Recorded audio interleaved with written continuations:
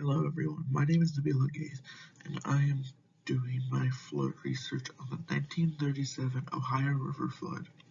And I decided to do this type of flood because I'm actually from Ohio, so I think it was cool to understand what happened back then in that flood and see how they adapted their measures for future floods. The 1937 Ohio River flood was considered one of the most devastating floods in the United States, and it still is. At the time, it was all over the newspapers, and this flood occurred over 3 weeks.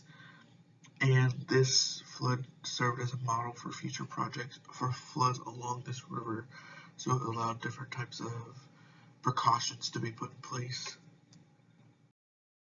This flood occurred because there was heavy rainfall over a large period of time. So it began in the first week of January in 1937, and it started to rain, and people thought it was just going to be a regular rainstorm, and apparently it was not, and it rained for 12 days straight, and the rainfall height reached about 12 to 13 inches, which was also another record-breaking rainfall.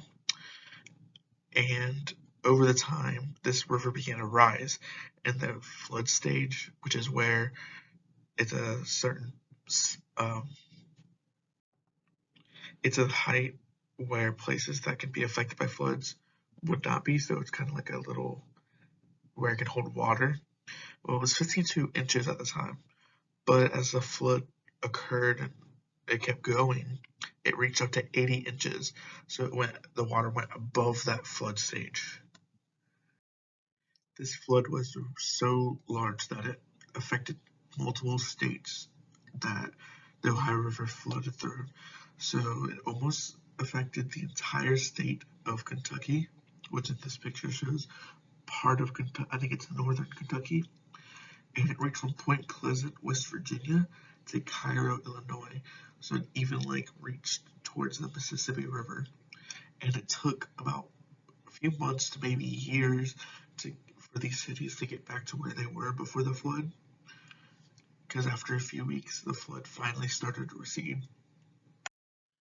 This flood obviously occurred because of the heavy rainfall that occurred before it, and there was not as many precautions set for the flood near the Ohio River, but heavy rainfall that can cause floods like this happen because a cold front moves over to a warm air mass or a warm front, and it pushes that warm air from the warm front up.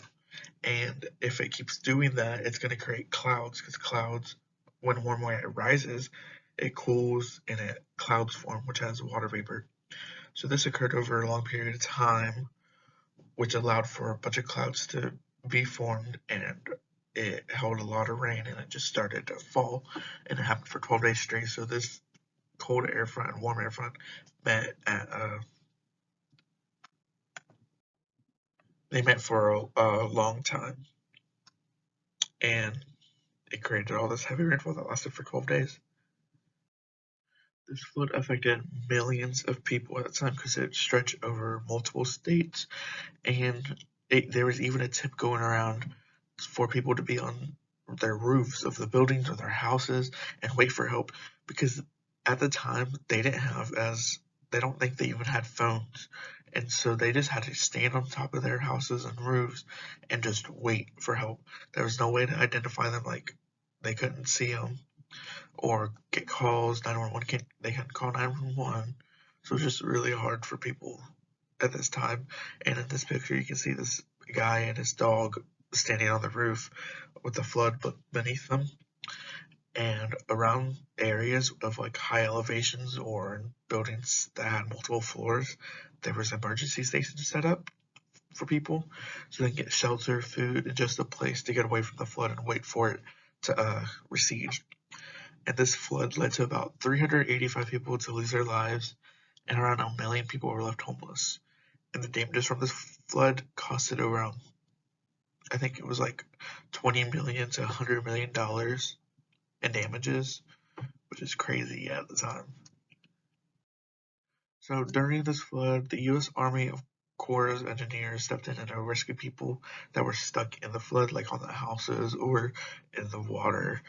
And they helped people get to the emergency camps that I talked about earlier. And so then after the flood, the government and the U.S. Army Corps of Engineers decided that they needed to put more precautionary measures. And so they decided to make storage reservoirs, which were like dams, and they just held large bodies of water. And so they did this to prevent future floods from happening like this again.